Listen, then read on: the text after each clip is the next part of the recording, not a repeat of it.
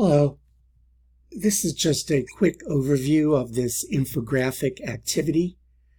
I start off with the learning taxonomy, which stresses creating, evaluating, and analyzing.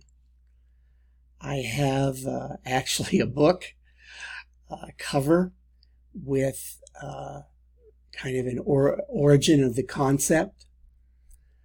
I've got the 6 course objectives. I'd like you to have an opportunity to try different things, to demonstrate your learning, and to provide opportunities to work in visual communication. I have the requirements here. They're 6. I've basically given you how you would at the end cite them in APA formatting. This does not, remember, it's just 200 words, but you don't count this in your 200 words. In addition, I give you the course objective for the first one.